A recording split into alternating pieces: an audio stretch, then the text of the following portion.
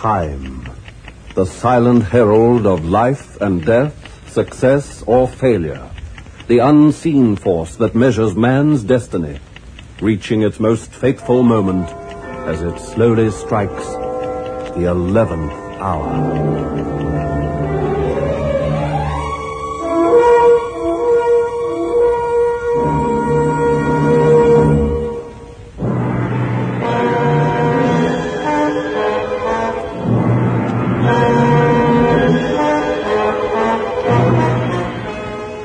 It was a city besieged by a rebel army, barricades and shattered ruins.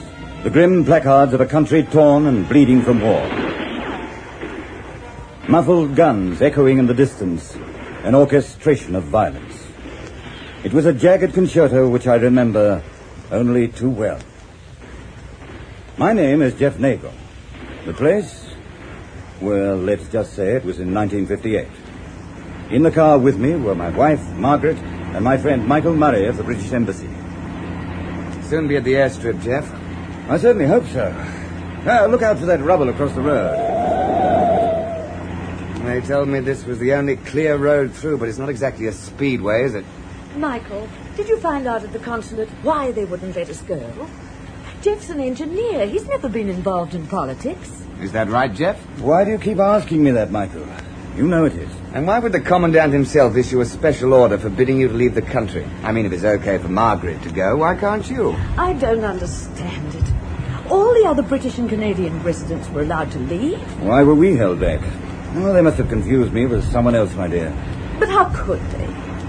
You've always tried so hard not to get involved in the uprising. There was no confusion, Jeff. I checked with the Commandant's aide. I placed the full weight of the British consulate against my inquiries, but all I received was a non-committal promise to see about it mañana. Well, the main thing is to get Margaret away. I'll follow later. Jeff? It's all right, Margaret. Just an army patrol car. I think I'll step on the gas just the same. We'll be a whole lot safer at the airport.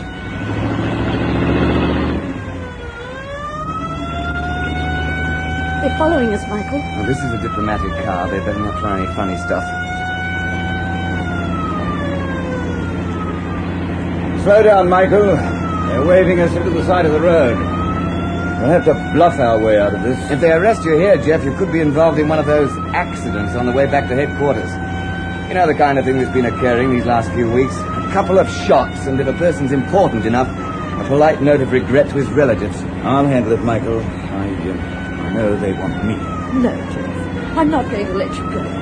You have to think of Peter and me. We need you. Peter needs the minimum, one parent at the very least. If you don't do as I tell you, Margaret, he's liable to lose both.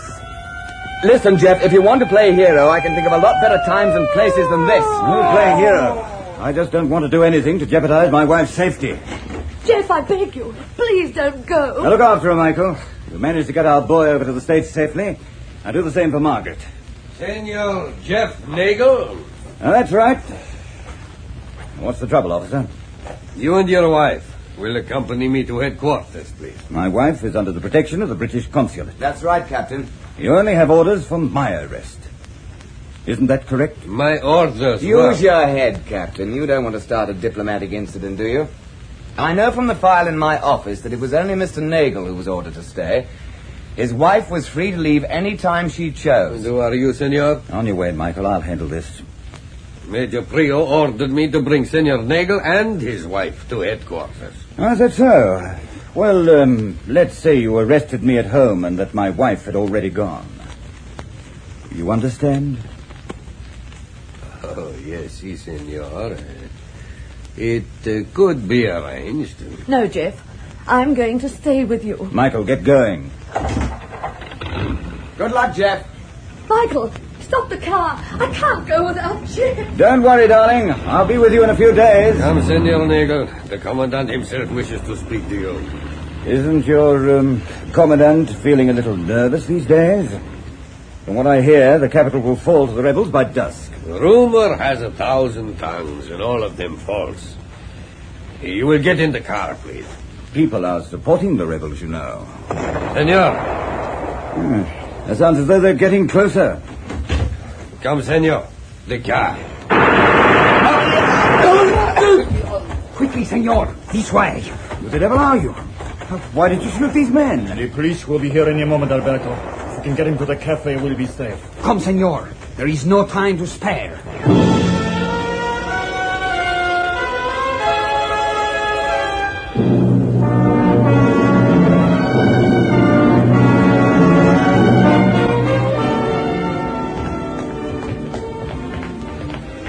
Look, would you mind telling me where you're taking me? Later. No time to talk now. Down this alley, senor. But I don't want Stop here. I regret that we could not enter through the front door. And what's this place? Careful, senor. The cafe out there is crowded with soldiers and police. This way. You will be safe in here, senor. You mean to say there are police and soldiers just behind that curtain? When you wish to be unobserved, choose the most obvious place. In here, if you please. Would you mind telling me who you are? As you must have assumed, Senor Nagel, we are rebel partisans. Please, sit down. Your sympathies are with us, senor? Now, look, I want you to get one thing straight. I don't give a tinker's curse what happens to your country. I've seen these crazy wars before, and they all end the same way.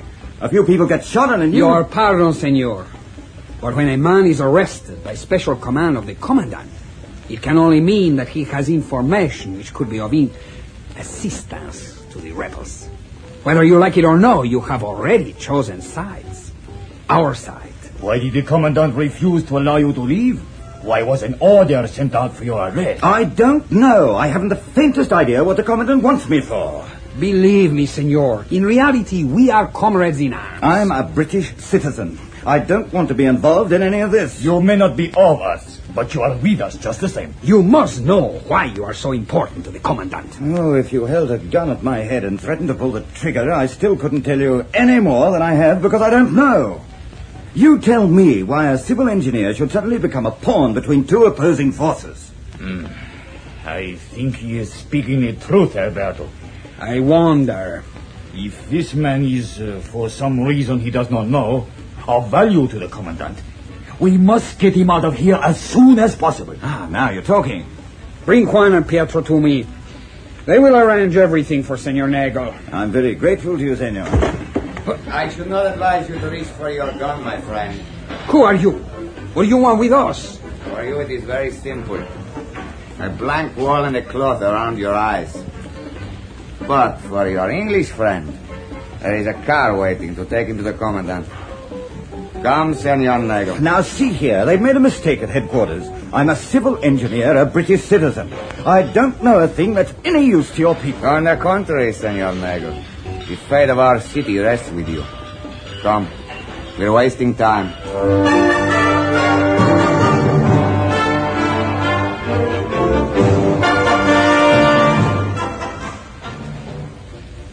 My dear Senor Nagel, I am more distressed than I can say that your journey here was so eventful. Oh, look, Commandant, if you're going to ask me the same questions as that character in the cafe, I can only give you the same answers.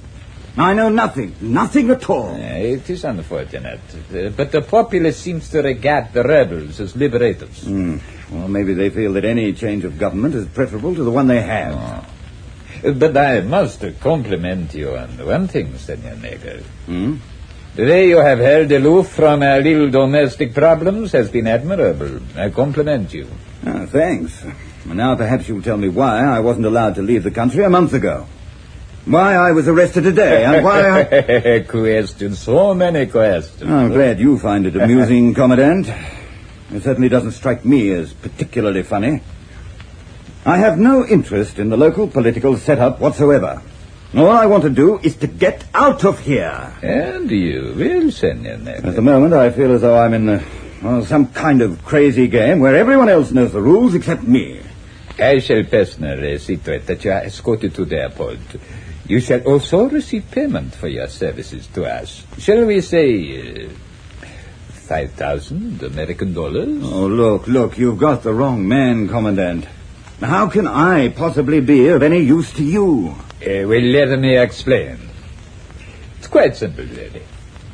You see, when your company finished constructing the dam over Bido Valley, the greater part of the equipment was shipped back to the United States. Am I correct?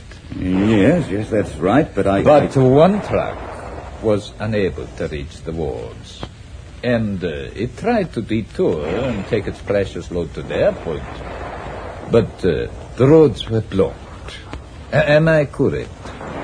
Yes, you are. And I still don't see how it affects me. Well, senor, the truck was loaded with nitroglycerine. There was the constant danger of explosion, so it was concealed somewhere out of reach of gunshot. Because your company was naturally determined at all costs to prevent any harm to the citizens. I know all that. I was on that truck. I supervised the unloading of the nitroglycerine. Yes, quite.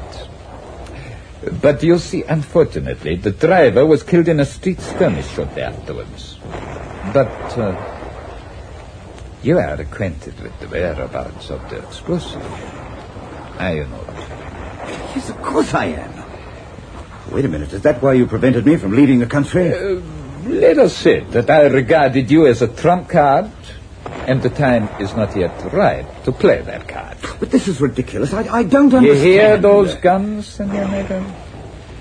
They are rebel guns. They will be in the capital by dusk, and the people will fill the streets to welcome them. There's such a warm sympathy between the rebels and the populace. They're so foolish, populace. Commandant Bayo, this may be of vital concern to you, but it doesn't affect me in the least. All I want to do is to get out of this country as soon as possible. Senor Negro, you will tell me where that nitroglycerine is and how it may be most speedily detonated.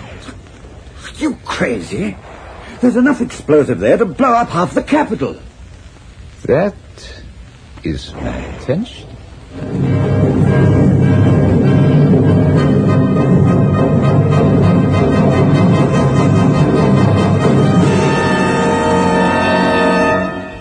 Sometimes we may wonder why a football team doesn't quit playing and walk off the field when it finds itself 50 points behind with only a few minutes of play to go.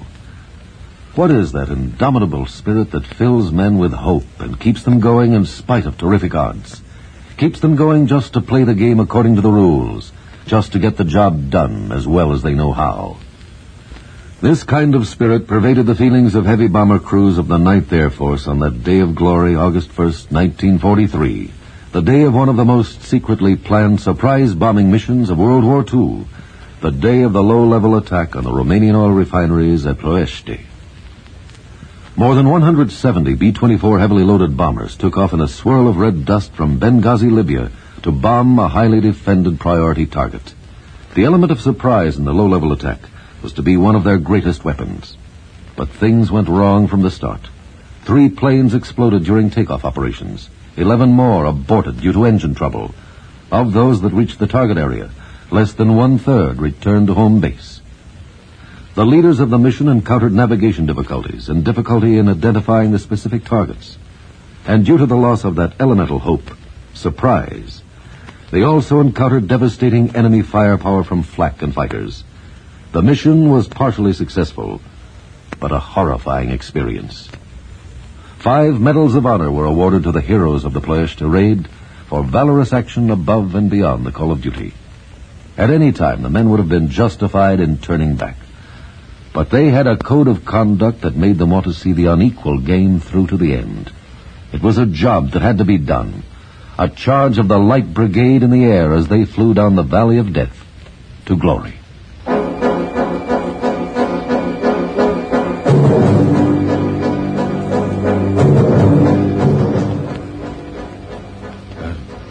Are you serious about blowing up the capital?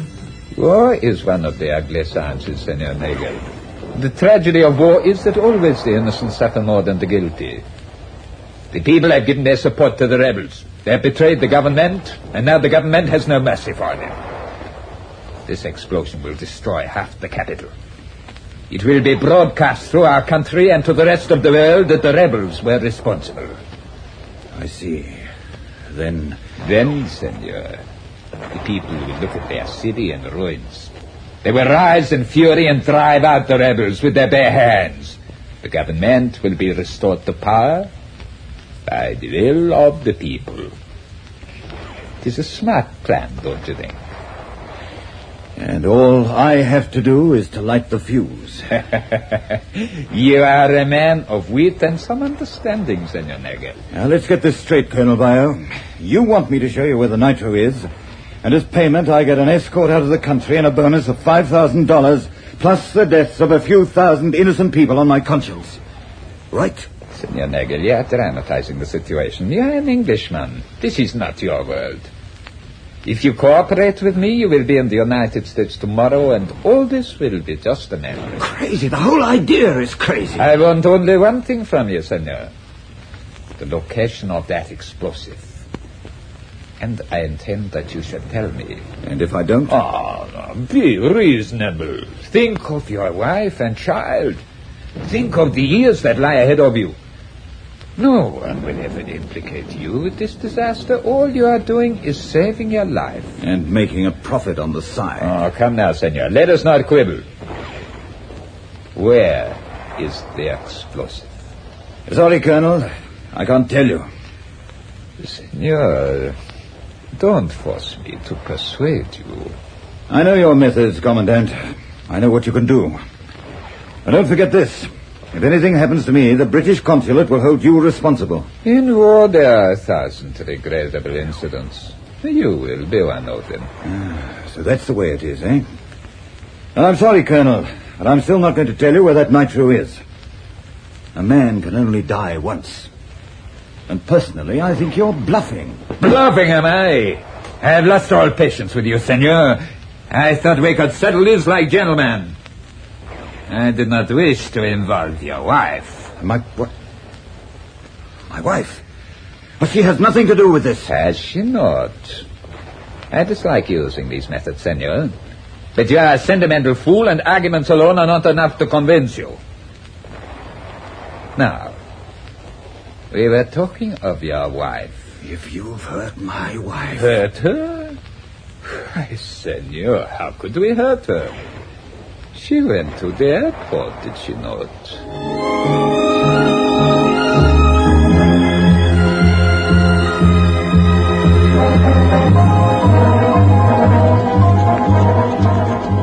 You must let me go back, Michael. I can't go without Jim. Now listen, Margaret. As soon as I get you on that plane, I'll go to the Citadel and demand to see the Commandant. But you don't even know why they've arrested Well, with me. the flap that's been going on these past few days, these things happen. I'll straighten it out. Now, don't worry. All passengers for Flight 12 will board the plane now, please. This is it, Margaret. I can't go. I can't. Look, you know what Jeff said, and you've got to think of Peter. What the devil? It's the police. Into the plane with you. Come on, snap into it.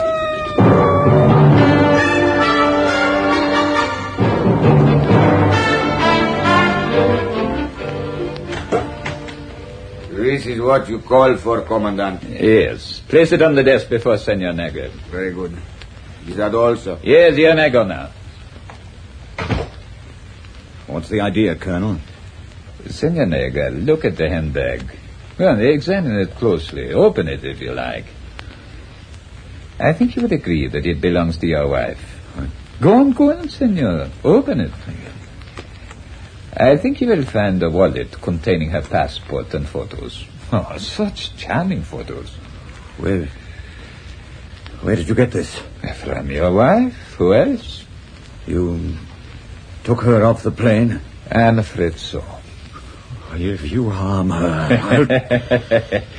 You will do what, sir? Well, do you realize that she was escorted by a British embassy official? My dear Senor Nagel, that is a small diplomatic incident at a time like this. But Margaret, my wife, she has no part in this. No. But if you insist on being so stubborn, so uncooperative, senor, you force me to use unpleasant methods to persuade you. I can't stand by and watch thousands of people blown up in an explosion. What kind of... Careful, senor, do not lose your temper. You know what sometimes happens to political prisoners? What's the use of arguing with your type? No use at all, senor. Now then, enough of this. Make your decision quickly. Even though nothing will happen to you, for your wife it may be different. You are making me responsible for the lives of thousands of people. People that you have never met, strangers, and will remain strangers to you. Will you sacrifice the life of the person you love most for an anonymous crowd, Senor Negro? Come now. You tell me. Where is the nitroglycerin? Well, it's in the cellar. In the heart of the capital. There are crowded apartment buildings all around it. Buildings full of women. Children. So, that is unfortunate. But you have a child of your own. What will happen to your son if his parents die? No, I can't do it. I won't tell you the location. If you find out yourself, that's all right. But you'll never force me to tell you. No matter what you do to me, you understand? See? Senor Mori from the British consulate is here. So. I'll come at once. You will have time to reconsider your decision while I attend to this gentleman. Do not try to use the intercom. I have disconnected it. No one could possibly hear you in this room. Think about my proposition, senor. You know, in our country, we have a saying. A man's world is his family. It would be such a pity to lose your world, merely to ease your conscience. So Michael's here. Well, that's something. I wonder if I could risk trying to get that intercom working. Must be connected to a main switch. All right. Now, let's see what we can do. There's a wire running down to here. Disappears. Must be a secret switch somewhere. Could have been in there. Maybe it... Yes, that's it. Bear those wires and complete the circuit. I'll rip out this wire. Now the bare ends. Twist them together. At the airport and seized her passport and personal belongings. Are you responsible for that? It must have been a mistake, Senor Murray. At all times, we respect diplomatic immunity. Mike. Mrs. Nagel Can you will hear be me? seriously embarrassed when she reaches the States without her visa. And then there's the matter of her husband. Mike! Why are you holding Mr. Nagel? Oh, I am completely at a loss to assist you, Senor Murray. Is that so? Well, I'm going to file a formal complaint, and if you know what's good for you, you'll let Mr. Nagel go. Understand? Now what's happened to the confounded thing? Yes, Senor Nagel. I trust you have made good use of those few minutes to arrive at the correct decision. Yes. I'll give you my answer now, Colonel. I knew that at heart you were a rational man. In these days, one must think of oneself, mustn't one? The answer is no. I see. You realize what will happen to your wife? My wife is safe in the United States, and so is my son. You shouldn't have left an engineer alone with that intercom, Colonel. I didn't have to find the switch to make it work. I see. Very well. Pay any price you care to name. I've already agreed to the price. My life. You're right, Colonel. One should think of oneself. But there are times when one has to think of others. This is one of those times. I'll make you talk. You understand? I'll make you. You haven't a hope, Colonel. We shall see, senor. You are a little optimistic. Take Senor Nagel to the yards. It is amazing how clearly a man can see when he has his back against the wall and his only horizon is the sunlight on a row of rifles.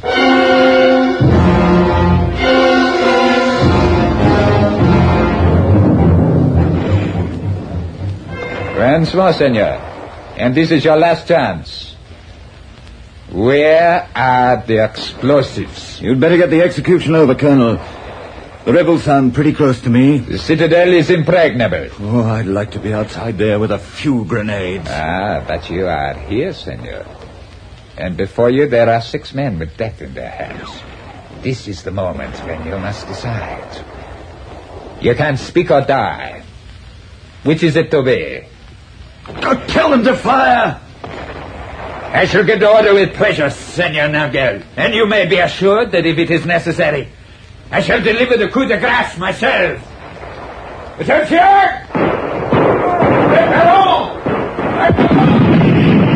The gates! Like blown up the gates! The tower! Get back to the tower! Jeff! Where are you, Jeff? Over here, Mike. I threw myself against the wall. Get your hands untied first. Get out of here fast. You look as though the whole rebel army trampled over you. Where on earth did you spring from? Keep down and run for cover. Another minute. It would have been too late. If the British consul ever hears that I joined him with an attack on the citadel, I'll be cashiered. Oh, Mike. How's Margaret? She's fine. We managed to get her on the plane. You're coming straight over to the embassy. We'll be safe there till the worst of this is over. Now, come on! We better get cracking.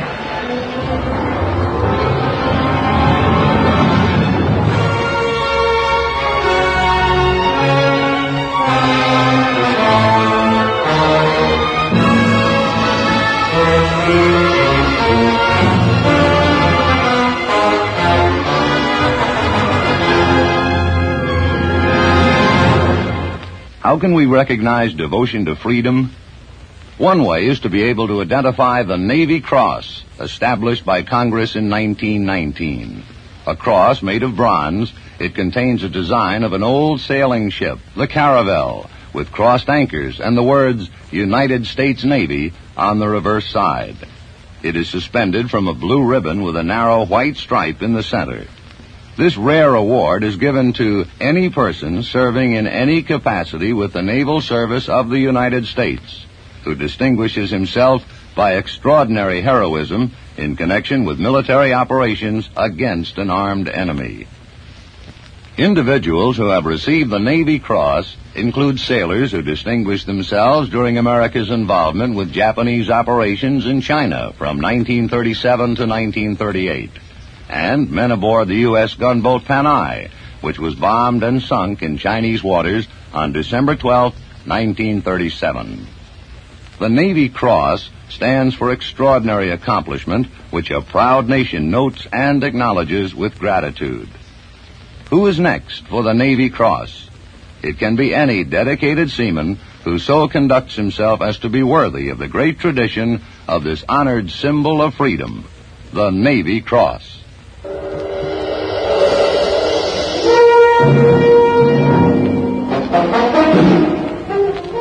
Be listening for another mounting drama of action and suspense, when next we bring you the 11th Hour.